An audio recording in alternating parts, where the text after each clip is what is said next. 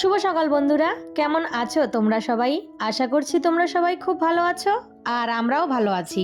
আমার আরও একটি নতুন ব্লগে তোমাদের সবাইকে অনেক স্বাগত জানাই। আজ হচ্ছে বৃহস্পতিবার আর এখন বাজে ঘড়ির কাঁটায় ওই সকাল 7:30 মতো। তবে চলো আজকের ব্লগটা এখান থেকেই শুরু করছি। ব্লগটা ভালো লাগলে অবশ্যই একটা লাইক কমেন্ট শেয়ার করে দিও আর চ্যানেলটা সাবস্ক্রাইব করে আমার পাশে থেকো আর আমাকে একটু সাপোর্ট করো। তবে চলো ব্লগটা দেখতে থাকো। রোজকার মতো ওই সকালে সমস্ত বাসি কাজ সেরে তারপর চান করে ঠাকুর ঘরে গিয়ে পুজোটা দিয়ে আসলাম। আর আজ জানো তো পুজো দিতে কিন্তু অনেকটাই দেরি হয়ে গেছে। আজকে সকালে উঠতে না একটু দেরি হয়ে গেছে। আর জানো তো কয়েকদিন থেকে ওই সকালে না ঘুমটাই ভাঙতে চায় না। একটু ঠান্ডা ঠান্ডা পড়ে আর ঘুমটাও না তখন একদম পেয়ে বসে। তখন যদি ভাবি যে একটু শুয়ে থাকি আর ওই একটু মানে অনেকটাই কিন্তু সময় কেটে যায় আর বিছানা ছেড়ে উঠতে ইচ্ছা হয় না। ওই যেমনটা শীতের সকালে হয় যে না আর একটু শুয়ে থাকি আর একটু শুয়ে থাকি, এই করতে করতে কিন্তু আমাদের জন্য ঘড়ির কাঁটা তো আর বসে থাকবে না, সে তার মতো চলতেই থাকবে। এই করতে করতে একটু দেরি হয়ে গেছে। তারপর এই যে ঠাকুর ঘরে গিয়ে পুজোটা সেরে চলে আসলাম এইদিকে রান্নাঘরে এসে হাজবেন্ড সকালে দুধ এনে দিয়ে গেছে ছেলের জন্য, সেটাই গরম বসিয়ে এখানে হাজবেন্ডের টিফিনটা করে নিচ্ছি।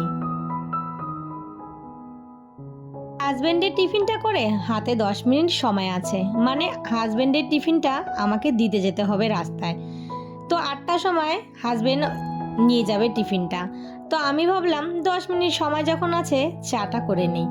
আর এই যে চিনির কৌটোটা খালি হয়ে গেছিল, সেটা কিন্তু আমি ধুয়ে রেখেছিলাম, তো এখন চিনিটা কৌটোতে ভরে নিলাম। আর একটা কৌটো যেটা হচ্ছে বড় কৌটো, ওই কৌটোর থেকে এই ছোট কৌটোতে চিনিটা ঢেলে এটা দিয়ে আমি কিন্তু রোজ ওই চা করি। আর বড় কৌটোটা আলাদা করে তুলে রেখেছি। এইদিকে আমার চাটা কিন্তু হয়ে গেছে। চাটা নামিয়ে তারপর এই যে টিফিনটা নিয়ে এখন আমি যাব হচ্ছে রাস্তায়। তো সেখান থেকে হাজবেন্ড যাবার পথে টিফিনটা নিয়ে যাবে। চলে আসলাম টিফিন দিয়ে, বাড়ি এসে দেখি চাটা আমার ঠান্ডা হয়ে গেছে। এই রকমই হয় জানো তো রোজ, ওই কোনো দিন যদি একটু তাড়াতাড়ি টিফিনটা করতে পারি তাহলে চাটা খেয়ে যাই, আর যদি না হয় তাহলে হয়তো বাড়ি এসে চা করব, না হলে এসে চাটা আবার গরম করে খেতে হয়। আর চাটা না আমি তাড়াহুড়ো করে খেতে পারি না, আর গরম গরম চা খেলে আমার সাথে সাথে জিভ পড়ে যায়। তো এইদিকে ছেলের জন্য পিডিয়াশিওরটাও গুলিয়ে নিলাম আর আমি চা আর বিস্কুট। তো এদিকে ছেলেকে মানে ছেলে ব্রাশ করে এসেছে, ওকে আগে জলটা দিলাম, তারপর ও জলটা খেয়ে পিডিয়াশিওর খাবে। আর ওকে জানো তো এখন থেকে চা দিচ্ছি না, ওকে হয়তো সকালে জল মানে জল মুড়ি, না হলে এই পিডিয়াশিওর। তো বলেছে আজকে সকালে যেহেতু আমাকে পিডিয়াশিওর দিয়েছো তো আমাকে কিন্তু বিকেলে আর দিবে না। তো আমি বললাম ঠিক আছে। এইদিকে আমি রান্নাঘরে গেছি আর ছেলে দেখো বিছানা তুলতে ব্যস্ত হয়ে গেছে। আমি বললাম বিছানাটা আমি তুলে দেই, বলল না আমি ড্রয়িং করব, তাড়াতাড়ি আমাকে বিছানাটা তুলতে হবে। দেখো নিজেই বিছানা গুছিয়ে তারপর এই যে তার বই খাতা নিয়ে বসে পড়েছে ড্রয়িং করার জন্য। কি যে এক ড্রয়িংয়ের নেশা হয়েছে জানো তো, আর এত সুন্দর সুন্দর ড্রয়িং করে। আমি ভাবলাম যে ওকে একটা ড্রয়িং ক্লাসে ভর্তি করে দিই।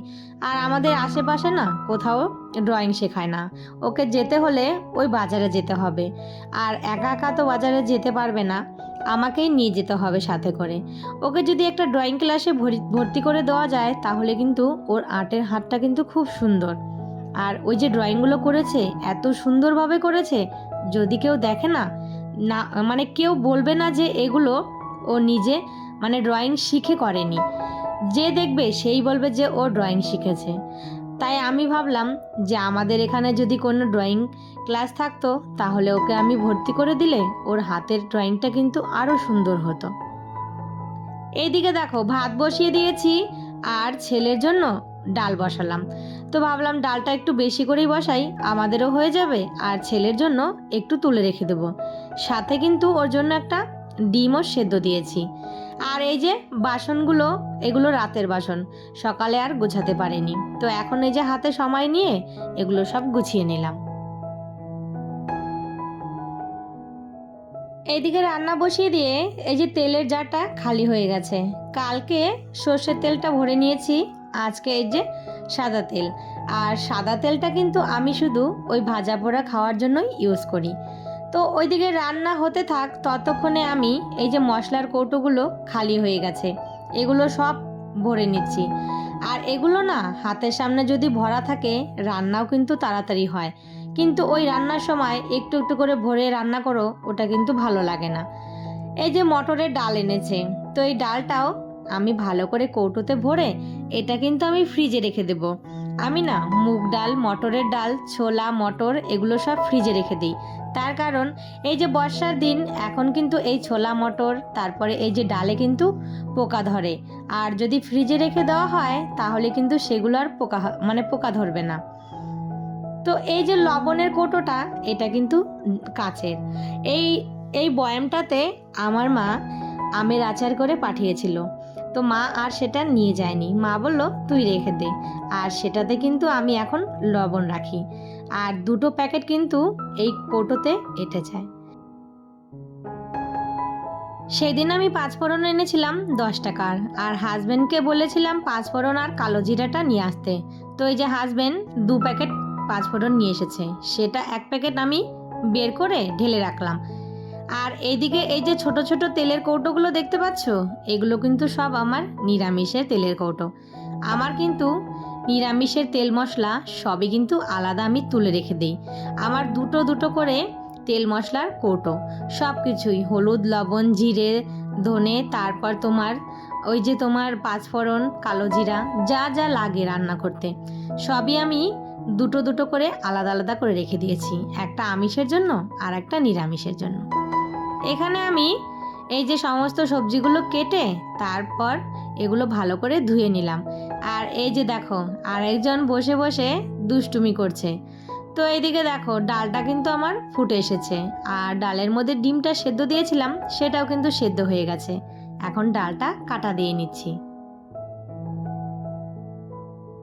হাতের সামনে এই রকম মশলার কৌটোগুলো ভরা থাকলে রান্না করতে কিন্তু আমাদের ভালো লাগে। তো এদিকে রান্না বসিয়ে দিয়ে সমস্ত মশলার কৌটোগুলো সুন্দর করে মশলা ভরে গুছিয়ে রেখে দিলাম। তারপর এইদিকে দেখো পটল আর আলু ভেজেছি, ছেলে বলছে ভাত খাবে, তো ওকে ডাল দিয়ে পটল আলু ভাজা দিয়ে ভাত দিয়ে দিলাম। আর সাথে আমার বড় ছেলের আমের চাটনি খেতে ইচ্ছে হয়েছে, তো ওর জন্য একটু চাটনিও করলাম। আর এখানে একটু ঝিঙে আর আলু দিয়ে পাতলা করে মাছের ঝোল। আর এই গরমের দিনে ঝিঙে আলু দিয়ে মাছের ঝোল খেতে কিন্তু ভীষণ ভালো লাগে। তারপর রান্না বান্না হয়ে গেছে, এখন বাড়ির সামনে না রেশন এসেছে, ছেলেকে পাঠিয়েছি লাইনে দাঁড়াতে। এই যে রান্নাঘরটা পরিষ্কার করে আমিও চলে যাব রেশন ধরতে। তো চলো বন্ধুরা, আজকের ভিডিওটা তাহলে এখানেই শেষ করি। সবাই ভালো থেকো, সুস্থ থেকো, আর ভিডিওটা কেমন হয়েছে অবশ্যই কমেন্ট করে জানিও। আবারও দেখা হবে।